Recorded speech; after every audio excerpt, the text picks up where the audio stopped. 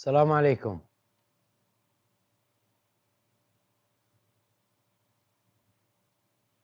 السلام عليكم. مساكم الله بالخير جميعا.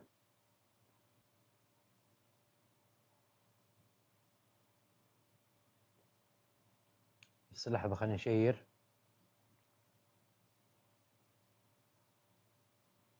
خليني أشير البث.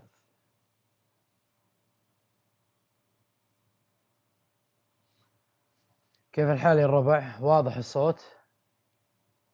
يا مرحبا يا ذيب. صوت واضح؟ ارحب يا رشيد. واضح الصوت؟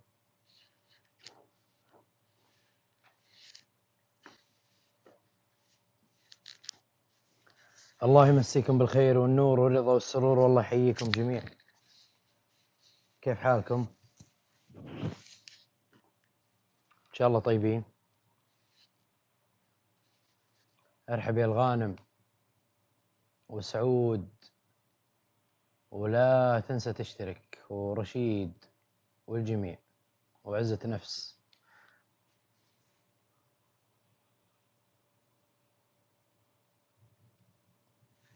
كيف الحال يا الربع؟ إن شاء الله أنكم طيبين. شيروا البث له أنتوا 4 بس اللي شيروه. أفا ارحب يا عايض وكنان طبعا. شيروا البث له أنتوا. هلا ومرحبا يا لحظة صفاء وريم وتربل اف ومن بعد والجميع. يلا حيهم، الله يحييكم جميع. شيروا البث يا الربع، شيروا خلونا نبدأ بداية قوية على رأس الساعة. باقي دقيقتين وتبدأ الساعة الجديدة. شيروا له انتو. ارحب يا أمير، منور طال عمرك. وارحب يا محمد القحطاني. يا هلا والله ومرحبا بكل الحبايب. حي الله سمر ومحمد القحطاني. عليكم السلام ورحمة الله وبركاته. اليوم كان الحوار الظهر جميل جدا. من كان موجود منكم؟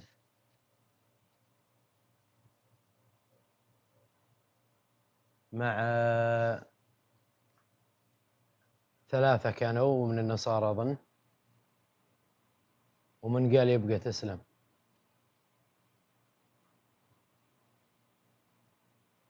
كان الحوار اليوم عن الكتاب المقدس، من كتب الكتاب المقدس ومن كتب الأناجيل ال4 وهل هي محرفة ولا لا، وعن تناقضات قصة الصلب. كان معنا شو اسمه مسيحي رومان، والثاني والله ما ادري شو اسمه، نسيت اسمه. ارحب الجنرال، حياك الله يا سعيد. حي الله الشيخ سعيد فرج، يا مرحبا. لا ما قفل فجأة، قفلنا للصلاة، صلاة العصر. ارحب يا أمير. أيوة رفيق صدقتوا. منور يا أمير، يا مرحبا. ارحب. السلام عليكم. يا هلا وعليكم السلام ورحمة الله وبركاته. حياك الله أستاذنا أستاذ ماجد، واللي معك هاتم. حيا الله متواجدين. يا مرحبا والله. حيا الله الموجودين جميعا. حيا الله الشيخ سعيد فرج، منور يا شيخنا. كيف الحال يا أمير؟ عليكم السلام. كيف الإجازة؟ والله أبد انتهت اليوم. انتهت؟ ما مداها بدت. اي والله يومين على البحر كذا على السريع، وبعدها عندي اشغال ان شاء الله. اسال الله. حيا الله الشيخ سعيد فرج. السلام عليكم ورحمة الله وبركاته. يا مرحبا يا مرحبا، مساك الله بالخير والسعادة يا رب. مساك الله بالنور والسرور يا مرحبا. الحمد لله مالش اللي معك هاته، الحمد لله عشان ما يعيش حاجة. لا يا مرحبا. الله يرضى عليك استاذ ماجد، منور اخونا امير. يا هلا والله. يا مرحبا. على فكرة اخونا امير هو عارف يعني، عشان انت معاك قال لك اللي معك هاته، انا عارف ان انا مفلس يعني. الله يا ابن حلال، الظاهر يفلس منك. بس كلكم خير وبركة. طالب على النية. الله يبارك في حالك اخونا هذا نفسه. طبعا الاخوه ما شاء الله وزعوا البث، قلت اما ادخل الناس اللي عندنا تشارك تدخل بس وتكبسوا على الشاشه. بارك اي فيكم والله جميعا. كبسوا يا شباب وشيروا البث، حنا على راس الله حد من الساعه الحين التشفين صار لها منور دقيقه. بس. حيا الله شيخ امين. بن تشفين. يا يا مرحبا يا مرحبا. مرحبا، منور حياك طال الله شيخ عمرك، ابن كيف تشفين. الحال؟ يا مرحبا والله. ان شاء الله، الله يبارك يا رب. انا عاوز استفتح حيا الله بس اللي يحب كده حبيبي. بصوت النبي الضحى وانزل، يعني يكبس. مش طول عليكم يعني. تحت امرك ايه طال رايك؟ عمرك. الله يحفظك، ابرك يرضى عليك الساعات يا يا رب. شيخ. هلا حبنا شباب حيا الله تشفين شيخ منور. بن تشفين. حيا الله الله يرضى عليك. الأحبة جميعا، أستاذ يا ماجد وأخونا مرحبا، الشيخ حياك سعيد الله. وأخونا أمين يرضى منور عليك يا شيخ رب. بن تشفين. الله الحبيب حبنا محمد يا الحبيب هلا محمد القحطاني. والله. القحطاني. يا مرحبا يا شيخ ابن سمي تشفين، يا منور، سامي حياك يا أمل. الله. جنرال الله يبارك في عمرك. الله طيب يحييكم نستفتح جميعا. بصوت الضحى وانزل ان شاء الله. اترك لكم مجال يعني. تفضل يا شيخ سعيد. الله يبارك فيك. أعوذ بالله من الشيطان الرجيم. بسم الله الرحمن الرحيم. والضحى والليل إذا سجى ما ودعك ربك وما قلى وللآخرة خير لك من الأولى ولسوف يعطيك ربك فترضى ألم يجدك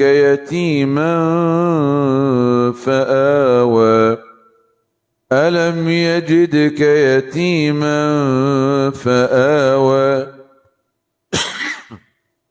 ووجدك ضالا فهدى ووجدك عائلا فأغنى فأما اليتيم فلا تقهر وأما السائل فلا تنهر وأما بنعمة ربك فحدث. جزاكم الله خير وبارك الله فيكم. الله يحفظكم. بعض الناس تعقيب على السورة، بعض الناس يظن ان السورة دي نزلت في سيدنا محمد. وعليكم السلام ورحمة الله وبركاته. بعض الناس يظن ان السورة نزلت في سيدنا محمد بس، لا. ابن القيم رحمة الله عليه يقول لما تقرأ القرآن تخيل وعيش الموقف انه نازل فيك انت. ففعلا كم مرة وجدك ضالا فهدى. اسال الله عز وجل ان يحفظنا واياكم ويهدينا الصراط المستقيم يا رب. بارك الله فيك. موافق استاذ ماجد. جزاكم الله خير. الله يبارك فيك ويجزاك خير وعطر الله انفاسك. امين اجمعين. تسلم. حيا الله الحبيب علي الشحي. كيف الحال يا شيخ منير؟ كيف الصحة؟ ان شاء الله انك طيب. سامي ابشر. السامي تفضل يا سامي. يا آمر السامي يقول دائما يطلب قسط وما نعطيه قسط. سامي طال عمرك. حبيبي ماجد، حياك الله حبيبي وتاج راسي وتاج راس كل مسلم اخوك. الله يرفع قدرك ويسعدك انت يا بعد راسي والله انني احبك في الله. انا ولا اقطع كلام وامسي على الموجودين، حاضر وانا اخوك. الله يحييك ويبارك فيك. لكن اخوي ماجد انت ملم في الامور هذه واعلم منا واكبر منا، لكن ابى اسالك سؤال بالله. فيه انا قبل يمكن 7 سنوات او 8 سنوات قريت القسيس دعا قسيس ألح على مسلم انه يحضر معهم للكنيسة. هل الكلام هذا صحيح يا اخ ماجد او خرطي؟ ما ادري والله. وش لون ألح عليه اللي ولا اقطع والد وانا اخوك الحاضرين بالله اذا يعطوني وقت علشان اقولها لك وانا اخوك. لا ترى المسألة اللي قال له قام يسأل اسئله وهذا 30 سؤال وكذا. اي كلام فاضي اتوقع. بس اجابه المسلم يا ابو حسن انت ماجد الحسن عندي وانا اخوك والله ما ادري وش اسمك، ما ادري وش اسمه الولد يا ابو حسن. لكن كلامه بعين الصواب وانا اخوك. انا ما اشوف فيه يعني مع انها يعني انهم فيه علماء قالوا هذا ركيك الكلام هذا وغير صحيح، مع كلام اكثره مو صحيح. الكلام اكثره مو صحيح، لكن كلام الشخص يعني اللي المسلم اللي حضر عندهم في الكنيسة يعني هو سأله 33 سؤال ترى يا ابو حسن. وهو سأله سؤال واحد بس. انا خابر القصة لكنها تذكرها يا ابو حسن ولا ما تذكرها السالفه؟ الا اذكرها اللي ساله وش مفتاح الجنه بالنهايه. سؤال اساله قال انا بسالك سؤال بس واحد، على انك سالتني 33 سؤال، انا بسالك سؤال واحد، ما هو مفتاح الجنه؟ ما هو مفتاح الجنه؟ اي اتذكر القصه. قالوا انهم اسلموا اللي بالكنيسه واسلم. كلام فاضي. موجوده عندي لو تبي نرسل عليك خاص يا ابو. خبرها انا عرفت القصه. ممكن لكن هي واقعيه ترى، يعني تخيل يعني واحد راهب قسيس يدعي في الامور اللي انت ابخس مني فيها وانا اخوك ترى. ما يؤمنون هم بالكلام هذا، النصارى ما يؤمنون بالكلام هذا اللي هو وش مفتاح الجنه. مفتاح الجنه بالنسبه لهم غير مفتاح الجنه بالنسبه لنا احنا، ولا حتى يسمونها الجنه. هم على انهم هم اهل الجنه اصلا، ما هو ما يحتاج يا ابو حبيبي ابو سالم. انا ما اخرك وانا تشرفت بالمتابعه معك، ويشهد علي الله اني احبك يا ابو سالم. وترى انا من اخوانك بالحد الجنوبي. والنعم والله، الله يقويكم. وترى لك مكانه عندنا يا ابو سالم. عسى عمرك طويل. لك مكانه يا ابو سالم عندنا. عسى عمرك طويل. اي بعد راسي. ويلا خلي لك الموضوع. الله يوفقك. واتمنى انك تصير عليهم قاسي يا راعي العاليه. ابشر ولا يهمك، موفق خير ان شاء الله. حبيبي. هو لو تسمح لنا بتعليق على ما تفضل به الشيخ من آيات أو كلام الأخ، الله يعزك، فضلك الله. أنا بحي يعني أنا عايز أرحب بشيخنا الحبيب الشيخ منير. طمنا عنك الشيخ منير، يا رب تكون يحفظك. حبيبنا الغالي الشيخ منير. أبدأ من الأخ الأخير ثم نعلق على الآية. حيا الله شيخ. الله وبركاته. عليكم السلام ورحمة الله وبركاته. يا مرحبا. والله أول شيء الله والصلاة والسلام على رسول الله وعلى آله وصحبه ولها ما بعد. يعني أنا والله ماني عارف يا جماعة، وسامحوني على السؤال الغريب قبل ما أرحب فيكم. يعني ألقب بأبا قمر، ولكن أنه أكون بين قمرين والله يا أخي. الله يطول عمرك ويرفع قدرك ويسعدك يا غالي. لا يبقى أنت أكيد في كوكب المريخ. لا هو في كوكب المريخ لأنه هو الذي له قمران. الله يسعدكم جميعا والله. الله لا والله أنا لي الشرف إني بينكم، يشهد الله. لا يحرمني منك يا أخي. آمين ويحفظكم جميعا. ولا يحرمني من الحضور الأفاضل. والله أنا فخور بكل أخت وكل أخ متواجد معنا. الله يبارك بعمركم ويحفظكم. آمين ويحفظك يا رب. ونحن نفخر فيكم ونشد ظهرنا فيكم. الله يطول عمرك ويسعدك ويبارك فيك يا رب. أنا فخور إنه أنا أسمع أخ من المملكة العربية السعودية من الحد الجنوبي يطلع معك واسمع كلمات موجهة لإلك. أقسم بالله إنه هذا قمة الفخر بالنسبة لنا نحن كمسلمين. أسأل الله أن يبارك في كل إنسان عم بيحافظ على بلاد الحرمين. أسأل الله أن يحفظ بلاد الحرمين وشعبه وأهله. الله ينصرهم على عدوهم يا رب. اللهم آمين. حي الله أخي أمير الغالي، حي الله جميع الأخوة. حبيبي يا أخي محمد السعدي. منور شيخنا منير. الله يحييك يا أبو قمر يا قمر. حبيب قلبي. نورتنا. الله يحييك. الله يحييكم جميعا. كيف الأفاضل؟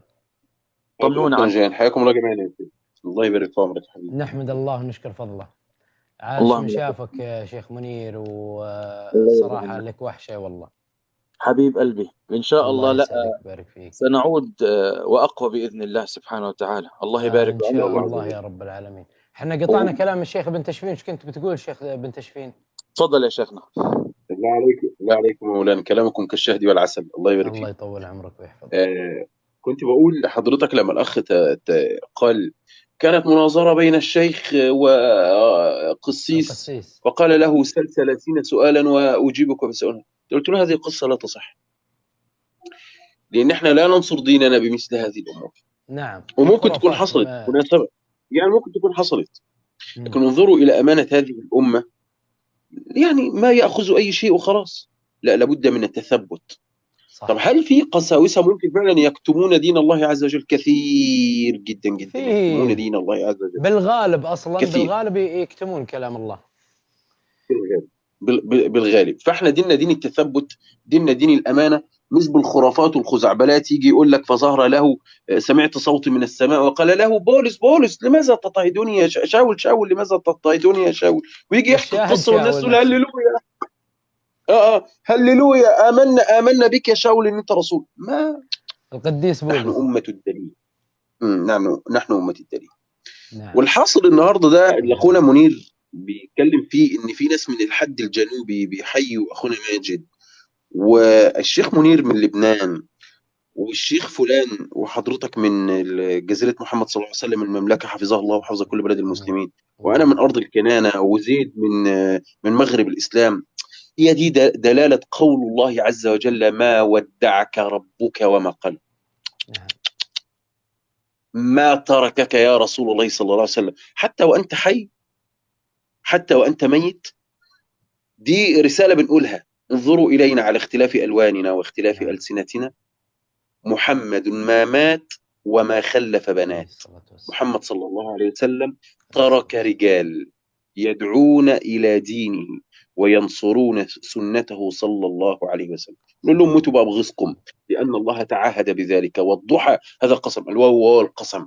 الضحى هو رأس النهار، أو فيها بروز النهار، يعني يقسم الجليل الله سبحانه وتعالى بشيء، بخلق من خلقه اللي كل الناس بتشوفه، ألا وهو ضوء الشمس. أنا ما تركتك يا محمد ولن أتركك. لذلك هذه مبينة في غير ما موضع. قال: ما ودعك ربك وما قال. طب يعني أنت في حفظه، وأنت في رعايته، وأنت في يرعاك ويكلأك سبحانه وبحمده. فقال: إن شانئك هو الأبتر. مقطوع.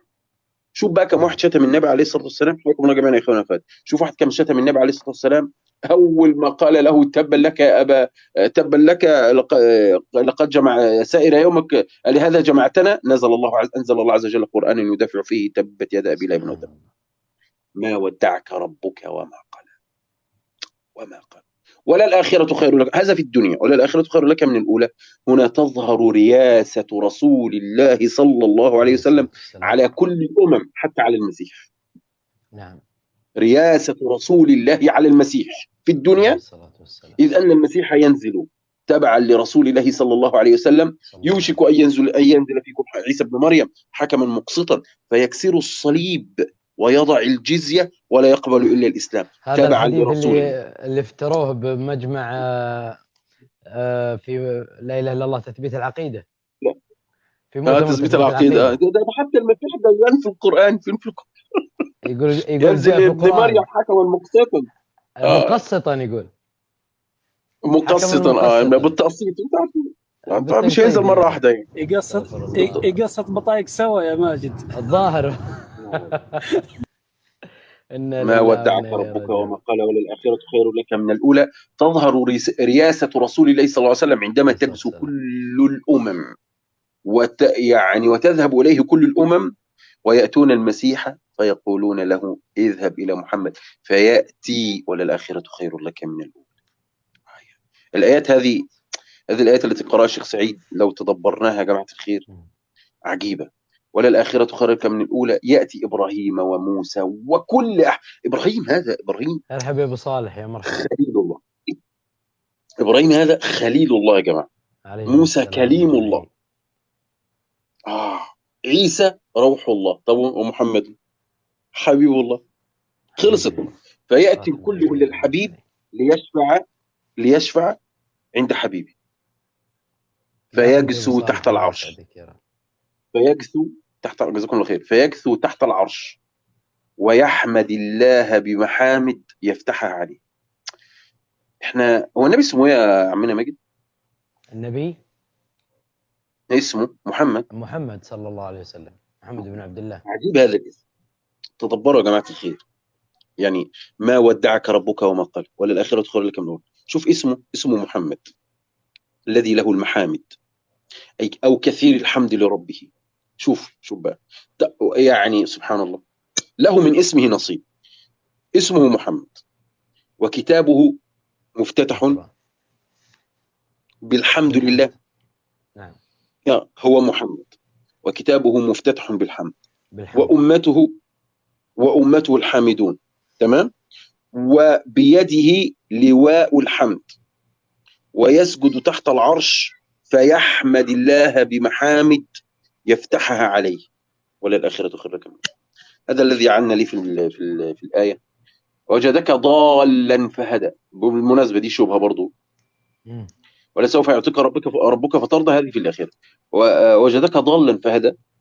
الضلال هنا يا جماعة الخير ليس معناه عبادة الأوثان كما يتوهم ضعاف العقول. بالمناسبة عندنا حديث، الحديث هذا عن جار لخديجة رضي الله عنها، تقول هو يقول سمعت النبي صلى الله عليه وسلم قبل البعثة يقول والله لا أعبد اللات، والله لا أعبد العزى. أنا أسجد للات، أنا أسجد للعزى؟ لا أبدا خالص، ما حصلش منه صلى الله عليه وسلم. فالضلال هنا يعني لم يكن يعرف الطريق الذي يوصل، أو لم تكن معه شريعة. يقول لك أنا قد ضللت عن الطريق، ضللت عن الطريق، يعني معنى كده أن أنا تهت مش عارف. وهذا موضح في كتاب الله عز وجل: ما كنت تدري ما الكتاب ولا الإيمان ولكن جعلناه نورا. طب ما كنت تدري ما الكتاب ولا الإيمان، طب وكنت بتروح تعبد أصنام؟ قال لك لا، ما كنت تدري أصل الرسالة، ما كنت تدري أصل الرسالة. ده دليل أصلا على الرد على اليهود والنصارى. بيقول لك ده أخذ من كتابنا، خد من كتابكم، انتوا كتابكم عنده حاجة، هو كتابكم حلتوا حاجة عشان تتخذ منه. وش يقول لك لا إله إلا الله الأهبل هذا اللي عمل مناظرة مع الشيخ منذر السقار، يقول ماخذ من إنجيل يوحنا. أنت لما تعرف إنجيل يوحنا أصلا من اللي كاتبه، أنت لما تعرف إنجيل يوحنا من كاتبه أصلا عشان تعرف، عشان تقول إحنا ماخذين منه ولا سارقين منه. لا شوف، يحاول يجعل الكتابة يعني حجم أكبر من حجمه الطبيعي، مع أن حجمه الطبيعي لا يرى بالعين المجردة، ومع ذلك يقول يعطي له كل شيء. القرآن ماخوذ من إنجيل يوحنا. طب ما تأمنوا بالقرآن. طب أمنوا بالقرآن. أي والله. طب ما تأمنوا بالقرآن. ماخوذ من إنجيل يوحنا وأنت عارف إنه من إنجيل يوحنا، أؤمن بالقرآن. بتهاجم القرآن ليه؟ سبحان الله العظيم. حياك الله يا زهايمر، الله يكون شرك وشر الزهايمر. وجدك ضالا فهدى، ما كنت تدري ما الكتاب ولا الإيمان. نعم. ولذلك حديث بدء الوحي اللي بتشدقوا بيه برضو، اللي بيتكلموا فيه، كان يتحنث يعني يتعبد. في بعض ألفاظ الحديث افتكرته يتحنف، وكان يتحنف من الحنيفية، أي كان على دين إبراهيم عليه السلام، بس ما كانش معاه رسالة، يعني ضالا عن الرسالة، ما كنت تعرف هذه الرسالة، ما كنت تدري ما الكتاب ولا الإيمان ولكن جعلناه نورا. والضلال يأتي بمعنى الحب. طبعا أنا عملت طبعة جديدة للكتاب المقدس بعد ما حذفت منها التحريف والنصوص الجنسية والإباحية. فإن شاء الله ترقبوا قريبا بإذن الله سبحانه وتعالى. هذا اللي بقى من النصوص؟ هذا بقى، نعم هذا. تفضل يا شيخ. والله باقي كثير. هذا هواء، هذا هواء، ربنا يبارك فيك. وبالمناسبة يا جماعة الخير، لما يجي مسيحي يقول لك ووجدك ضالا فهدى، قل له ضالا يعني محب، ضالا يعني محب. بالمناسبة الضلال يأتي في اللغة العربية بمعنى المحبة، فتحمل وجدك ضالا أي محبا للحق فأرشدك إليه. ده بالدليل بقى أن الضلال يأتي بمعنى المحبة. قال الله عز وجل حكاية على يوسف ويعقوب: إن أبانا لفي ضلال مبين.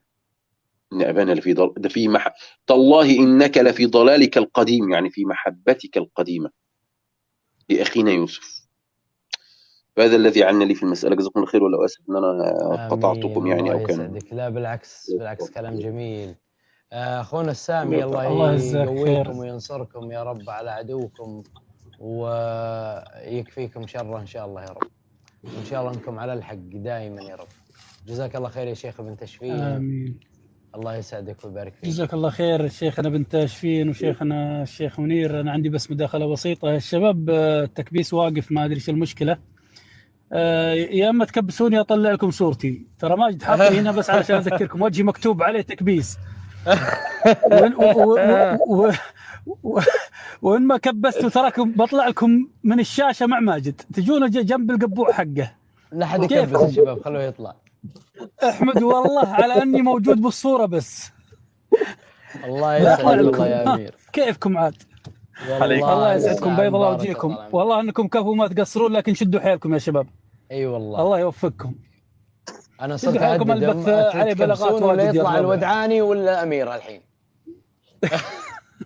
الله يسعدكم ويبارك فيكم. لهم فيكم الكام اذا ما كبسوا. الله يحفظك حبيبنا، الله يحفظكم جميعا يا رب العالمين. وشو هذا؟ فدفع ابراهيم، هذا مخطوط من مخطوطات الكتاب المقدس. ايوه. اللي هو بيتكلم عن انه ابراهيم ارسل هاجر، امنا هاجر عليه السلام، وسيدنا اسماعيل، واخرجه مع امه الى ارض شو؟ ايش؟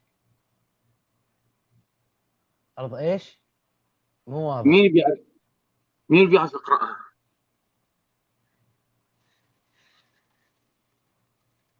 طبعا مكتوب هون سكن إسماعيل. أترب، أحسنت. أترب. اللي هي إيه؟ سكن إسماعيل أترب، وهي شو؟ وهي مكة. وهي مكة. يعني هذا موجود بالمخطوطة اسم أترب، وهو من قريبا أسماء مكة يعني؟ قريبا في الكتاب إن شاء الله، قريبا بإذن الله. يلي بيجي بقول لك طبعا الأستاذة، نحن اليوم يا أخي ماجد كان في عنا ضيفة، سبحان الله كيف يا أخي بشيء الأقدار، رب العالمين كيف مقدر الأقدار. اجتني أخت طبعا عن طريق أخ صديقتها المقربة، حيا الله أختي هداية، وحيا الله جميع الأخوة والأخوات. يعني سبحان الله صديقتها الأنتيم نصرانية. فطبعا دخلت إلى أحد البثوث لأحد الأخوة، وانصدمت من تعامل أحد الأخوة، الله يهدينا ويهديه، آمين. يعني إن شاء الله ونحسبه على خير. فبدأت تشرح لي وكذا الأخت المسلمة، وكانت بالصدفة هي موجودة، يعني صديقتها موجودة معنا بالبث عندي في أريزونا. نعم.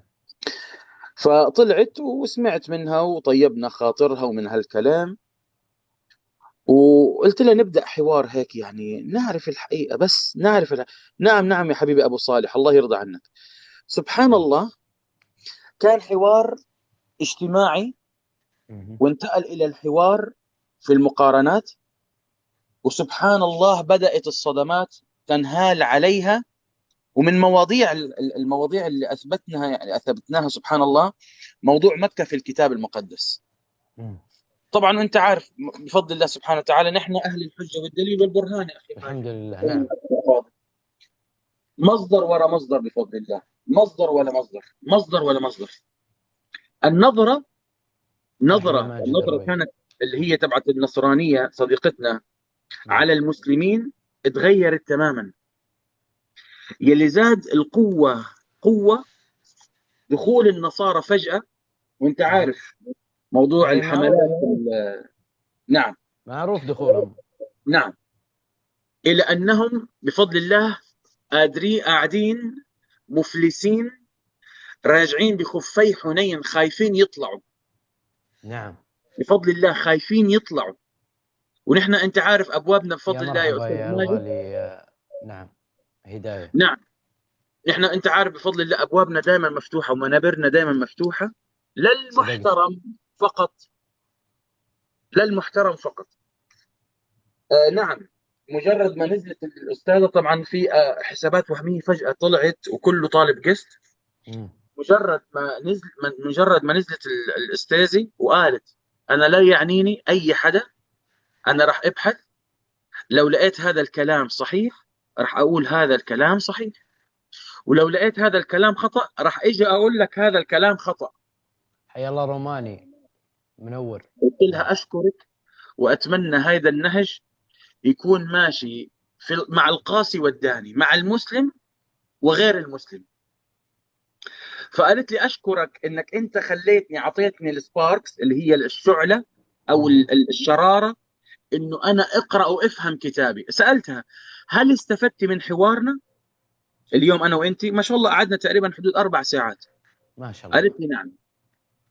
فالباب مفتوح للجميع يا استاذ ماجد، اي انسان حابب يناقش الباب مفتوح، ولكن بأدب واحترام الرموز المقدسة.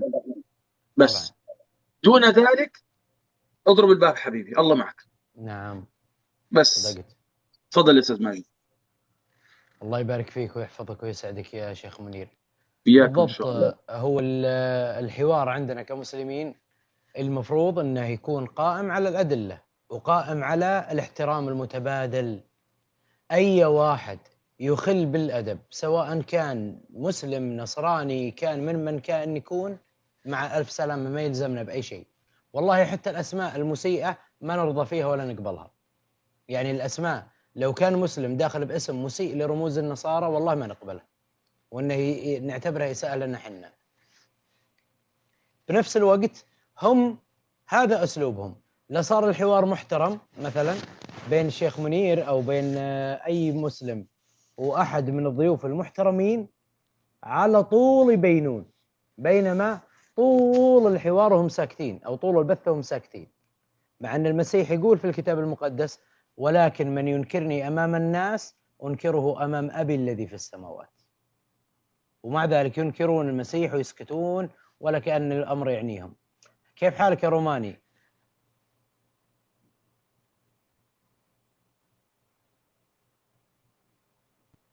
يا شباب لا تفتحوا الحوارات على التكست رجاء. الأخوان اللي في الكومنتات يا شباب اتركوا الحوارات الجانبية وكبسوا أبركلكم، ولا تنسون الآراء والملاحظات، وفوق عندكم النجمة للاشتراك. أنا طبعا أسوق، فأي واحد رحب فيني ما رديت عليه فأنا أعتذر من الجميع. أنا قاعد أسوق في وسط زحمة جدة وطريق الحرمين مغلق، يا دوب نمشي حبة حبة. والله يعينك، الله يعينك. وأنا في أوله وأبغى آخر عاد، تخيل. فنشد في التكبيس. أنا ملاحظ أنكم كبستوا والله ما قصرتوا، وواضح تماما أنكم ما تبغون تشوفون وجهي، فشدوا علشان مطلعكم. الله يسعدك. الله يعطيكم العافية. الله يبارك فيك يا شيخ منير، الله يحفظك أنت وابن تاشفين واستاذنا ماجد. حيا الله كل اللي اشتركوا، والله حييكم. شدوا شباب. باقي لنا شوية الربع على 80. شدوا على 80، خلنا نخلص 80 نجمة هذه. خلنا نكمل 100 مو 80 بعد. نبغى نطلع لل 80 علشان ننقز للمرحلة اللي بعدها. هي مراحل طويل والله. حي الله جميع الأخوة. يلا. أي مخالفة تأخذها أنا ماني مسؤول عنها على فكرة. أنا الشاشة عندي معلقة على صورتك يا أخي ماجد. الله يسعدك يا أمير وتوصل بالسلامة إن شاء الله. شيخ منير ممكن يكون من اتصال من عندك؟ نعم ممكن. ربما. روماني هذا يا شيخ منير وشيخ ابن تشفين، هذا مسيحي أرثوذكسي يعتقد، لكنه عايش في السعودية أو شغال في السعودية، ورجال باحث عن الحق ومحترم جدا جدا جدا محترم. كان معنا بحوار أمس على المايك، واليوم برضو كان معنا بحوار، لكن الآن هو في مصر والإنترنت عنده يعني ضعيف شوي. فحنا نرحب بأي واحد مسيحي محترم خلوق ما عنده، ولا نرضى بالإساءة له، ولا نقبل أبدا أن أحد يسيء له بأي كلمة. أرحب يا بدر، شرقة الأنوار. يا مرحبا يا بدر، كيف الحال؟ اليوم لا بدر ولا أبو خالد، فاقدينكم اليوم فعلا والله، فاكهة البث. أي والله سبحان الله. مع أني أنا فاكهة البث وأكفي إن شاء الله. أهلا يا روماني، تفضل حياك الله. عليكم السلام. مرحبا يا روماني. مساء الخير، السلام عليكم. مساء النور. السلام ورحمة الله. أهلا يا أخ روماني. أهلا بكم جميعا، والله أنا بشكركم يعني جميعا. الله يسعدك ويبارك فيك، وحنا اللي نشكرك ونرحب فيك، حياك الله. يا مرحبا يا تيا. البيت بيتك يا أستاذ روماني. حي الله جميع الأخوة والأخوات كلهم باسمه ورسمه، تاج راس الجميع. الله يطول عمرك. كيفك يا أستاذ روماني؟ شو أخبارك؟ أنا بخير كويس الحمد لله. طمني عن الأسرة الكريمة، إن شاء الله بخير وصحة وعافية. بخير كويس الحمد لله. اللهم لك الحمد. طمني كيف أخونا ماجد معك، الأستاذ ماجد؟ لا الشيخ ماجد يعني حبيبي ربنا يخليه. الله يسعدك ويبارك فيك، والله يهدينا ويهديك للحق يا رب. أستاذ روماني، بكل شفافية وبكل حيادية، هل في عندك أي سؤال يتعلق في الإسلام؟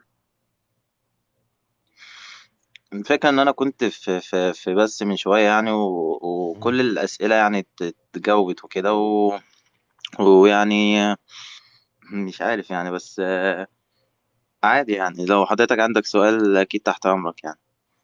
لا لا لا، لا، إذا بالعكس. كانت الأسئلة تجاوبت يبقى أنت المفروض تاخد قرار بقى يعني. نعم. بس ما أنا سجلت اللايف اللي هو تجاوب لي فيه على الأسئلة تمام. وبراجعه يعني، أنت فاهم طيب أستاذ روماني، بس خليني أكون إن شاء الله واضح مع شخصك الكريم، وأسألك سؤال مباشر بكل محبة. تمام. طبعا أكيد بكل محبة. شو يلي مانعك عن الإسلام بالضبط؟ مش كده، أقول لك على حاجة. تفضل.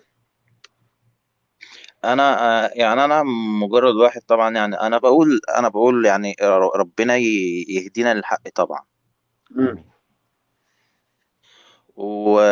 وطبعا انا يعني مفيش حاجه من فكره منعني عن الاسلام. طبعا انا كنت مع الشيخ من شويه، وقلت له يعني، انا قلت له ان انا طبعا مصدق القران والرسول عليه الصلاه والسلام محمد بس و... وعيسى عليه السلام طبعا، وموسى والرسل اللي هم نزلت عليهم رساله يعني. تمام. بس طيب، هل أنت في برأيك أو عندك أي سؤال أو استفسار ممكن برأيك أنت يخليك يغير قناعاتك أو إيمانك؟ مش كده، انا سألت الشيخ بدري يعني، انا سألته قلت له يعني هو اللي انا فهمته من المشايخ اللي انا دخلت معاهم، يعني زي مثلا الشيخ ماجد والمشايخ اللي انا دخلت معاهم يعني، انه الانجيل قبل ما يتحرف زي ما بيتقال عليه، انه اصلا هو بيدعي للاسلام، لدين محمد عليه الصلاة والسلام. عليه الصلاة والسلام. والسيد المسيح برضو بيدعو لدرجة إن هم وضحوا لي الإخوات المسلمين يعني امبارح، إنه يعني لدرجة إن هو الإنجيل قبل التحريف بيدعينا إن إحنا أصلا نصوم رمضان، فاهم؟ أحسنت. بس فأنا فهمت الحاجات دي يعني. طب في حدا وضح لك نبوءات النبي محمد عليه الصلاة والسلام في الكتاب المقدس يا أستاذ روماني؟ وضحوا لي الكلام ده امبارح. ما شاء الله ما شاء الله، لا قوة إلا بالله. وش رايك فيها نبوءات النبي عليه الصلاه والسلام في الكتاب المقدس؟ وش مدى اقتناعك فيها يا روماني؟ طبعا انا يعني مقتنع فيها، وانا برضو يعني انا قلت لحضرتك قبل كده ان انا ببحث من فتره كبيره يعني، حتى يعني لدرجه ان انا السيره النبويه انا قريتها، اللي هي السيره النبويه بالعاميه. اللي هو الكتاب فيعني الشيخ الشعراوي. أنا اي وفي برضو كتاب اسمه السيره النبويه بالعاميه، اللي هو تخلي اصلا اي حد يعني يحب النبي طبعا، يعني طابع حيا وميتا عليه الصلاه والسلام. عليه الصلاة والسلام. طب يا روماني، ما تقول أشهد أن لا إله إلا الله محمد رسول الله، بس يعني أنت بتقول عليه الصلاة والسلام. ما انا بقول لحضرتك يعني إيه المانع الآن بينك وبين الإسلام؟ إيه المانع؟ مش فكره كده، انا اقول لحضرتك على حاجه. يعني آه، انا مقتنع عامه انه الاسلام حق طبعا، زي ما يعني ربنا طبعا كلنا قال عليه في ان الدين عند الله الاسلام في القران العظيم. تمام. نعم. انا مقتنع انه انا مقتنع انه الاسلام حق اكيد يعني. طيب أستاذ روماني، اسمح لي أوضح لك أمر، لربما أنا عم أقول لربما يكون عندك غائب، وأرجوك رجاء خاص تمام. من أخوك في الإنسانية منير حبابة، إنك لا تسيء فهمي، تمام؟ وإنك تفهم الوجهة النظر الصحيحة اللي أنا عم بحاول أوصلك عليها. طيب، أنت عارف متى تقوم قيامة الإنسان؟ نحن عارفين إنه في حاجة اسمها يوم القيامة، صح؟ ممكن حضرتك سمعت فيها. بالظبط. طيب أنت أكيد عارف طبعا.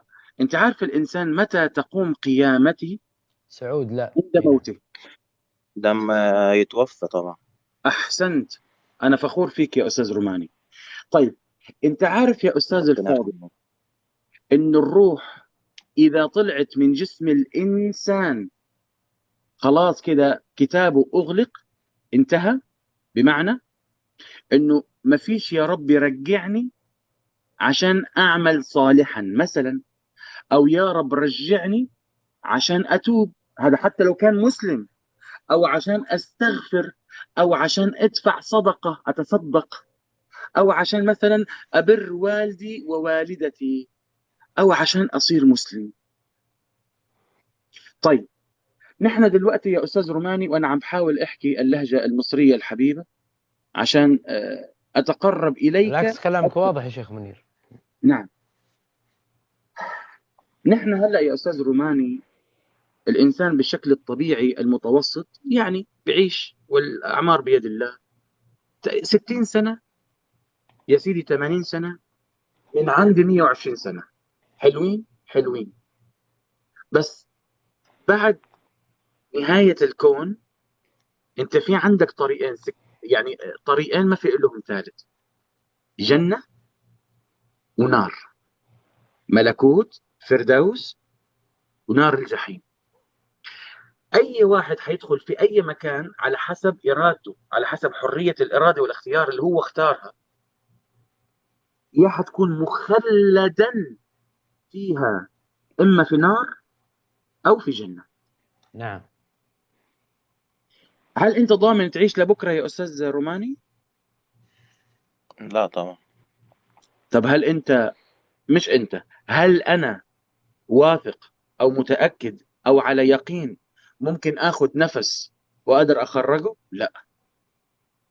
لا. طبعا. هذه المصيبة. طيب إذا أنا مش متوقع ومش ضامن، شو اللي يخليني أنا أنام بين القبور وأشوف أحلام وحشة؟ صعبة، صح؟ ما فيش حد أصلا يتمنى الضرر بالظبط. لنفسه. والله والذي أحل القسم، أنا ما عم بحاول ألحس مخك ولا أستعطفك، تمام؟ ولا إنه لا أنا طبعا. أحاول لا. أميل قلبك إلى الإسلام، لا والله، لا والله، بل بالعكس تماما. أنا لك من الناصحين، والله العظيم أنا لك من الناصحين. غير المسلمين يوم القيامة حيقولوا مثل ما هو موجود عندنا في القرآن الكريم: بعد أعوذ بالله السميع العليم من الشيطان الرجيم، ويوم يعض الظالم على يديه يقول يا ليتني اتخذت مع الرسول سبيلا. تخيل الإنسان حيحط إيديه الاثنين جوه بقه ويعض عليهم من الندم. ويقول يا ليتني، يا ليتني اتخذت مع الرسول سبيلا، يا ويلتى ليتني لم أتخذ فلانا خليلا،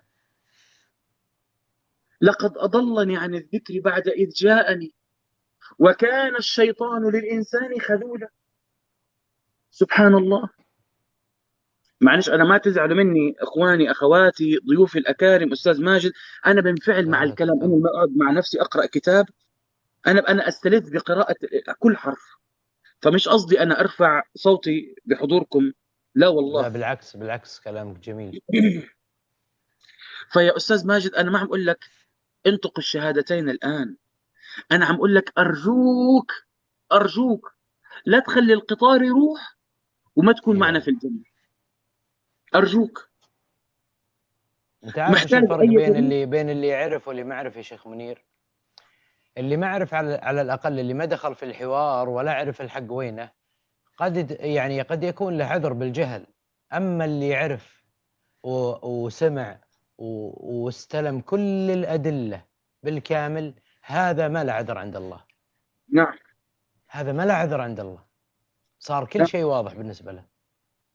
نعم. صدقني أنا حاعطيك لو تسمح لي، وقتك يسمح طبعا يا أستاذ روماني وأخواني الأفاضل، أكيد وتعطوني طبعا. مساحة. يتفضل. أنا حأعطيك، مش أنا ما حفتح لك في الكتاب المقدس إلا نص واحد فقط، تمام. ولا راح أدخل معاك شمال ولا يمين ولا أي. بسم الله.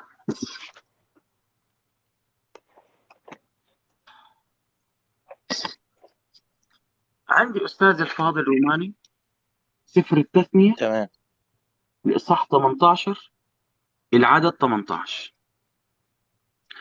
الكلام ده موجه من رب العالمين إلى سيدنا موسى عليه الصلاة والسلام. ربنا بيقول لموسى إيه؟ أقيم لهم نبيا من وسط إخوتهم مثلك. يعني مثل مين حيكون هذا النبي؟ مثل موسى. الله يفتح عليك فتح العارفين. هذا النبي لا بد أن يكون مثل موسى. هذه النبوءة مقسمة على 3 أقسام. القسم الأول إنه نبي ربنا حيبعته حيكون مثل موسى، هذا القسم الأول. القسم الثاني، وأجعل كلامي في فمه، ربنا حيجعل كلامه في فم ذاك النبي. القسم الثالث، فيكلمهم للبشرية بكل ما أوصيه به. بعد ما ربنا حيقيم هذا النبي اللي هو مثل موسى، وربنا حيجعل كلامه في فم ذاك النبي، ذاك النبي حيكلم جميع البشرية بكل ما يوصيه به الرب. الله. السؤال لشخصك الكريم أستاذ روماني، سيدنا موسى نزلت عليه شريعة، وسيدنا المسيح في إنجيل متى، عشان أنا بحب دائما كلام يكون بدليل، إنجيل متى إصحاح 5 العدد 17 بيقول: لا تظنوا أني جئت لأنقض الناموس أو الأنبياء، ما جئت لأنقض بل لأكمل. إذا يكمل على شريعة موسى. الناموس معناها الشريعة، واضح معروف. طيب نرجع للتثنية فضلا لأمرا. من هو هذا النبي الذي كان مثل موسى بالضبط؟ جيب لي اسم أي نبي من بني إسرائيل. عندك من بعد موسى يشوع إلى سيدنا المسيح عليه الصلاة والسلام، اختر لي أي شخصية، أي نبي حضرتك بتحبه. تفضل. يعني أي نبي من أي حاجة، يعني أي نبي من بني إسرائيل، أي نبي من أنبياء بني إسرائيل كان مثل موسى. طب هو، ما أنا مش عارف الأنبياء، بس هو يعني إبراهيم ممكن يكون من بني إسرائيل. بس إبراهيم قبل سيدنا موسى، صح؟ إبراهيم أبو الأنبياء، قبل بني إسرائيل كلهم. نعم. أنا عم بتكلم، هذا النص ربنا عم بيكلم موسى، قال له من بعدك يا موسى أنا سوف أقيم نبيا من وسط إخوتهم مثلك.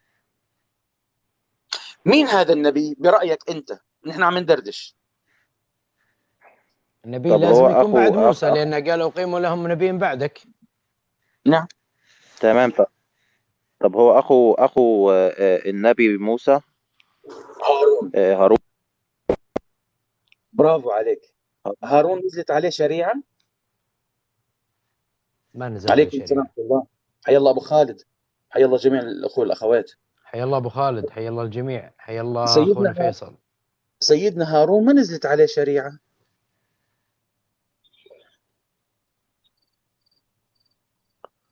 تمام. طيب أهو أنا عم فكر مع حضرتك، عم فكر بصوت عالي. مين برأيك قبل موسى؟ علما. نعم، هارون مات قبل موسى. نعم. طب سؤال يا أستاذ روماني، ولما بتعرف حضرتك تمام قل لي انا ما اعرفش، مش عيب والله مش عيب. هل نعم. سيدنا موسى عليه الصلاة والسلام ولد من اب وام؟ اكيد ولا لا؟ طب ايه رأيك سيدنا المسيح اتولد من اب وام؟ لا، من ام. الله يفتح عليك. طب سؤال، سيدنا موسى تزوج وانجب؟ سيدنا موسى ما هو انا عارف القصه، احنا درسنا القصه اللي هو بتاعه اللي هو سقى مكان البنت اللي هي كانت الله تقريبا يفتح كده، عليك. ولا مش عارف انا. الله يفتح عليك، برافو، فخور فيك والله يا روماني. طب ايه رأيك سيدنا المسيح تزوج وانجب؟ لا. الله. طب كثير من الامور المشتركة بين سيدنا موسى وسيدنا المسيح عليهم جميعا الصلاة والسلام لا تنطبق. يعني الحالة الاجتماعية احنا قلنا تزوج وانجب، ولد من اب وام، سيدنا موسى طبعا المهنة نبي ومشرع تمام. وجاء بشريعة. هاجر اللي هو يعني انتقل من مصر إلى مدين، تمام. دخل حروب ومعارك ومسك سيف، كان عنده وحي إلهي مكتوب بحياته، تمام. رفض من غالبية قومه. طب لما نيجي نقارن نفس الكلام مع سيدنا المسيح ما بينطبق عليه.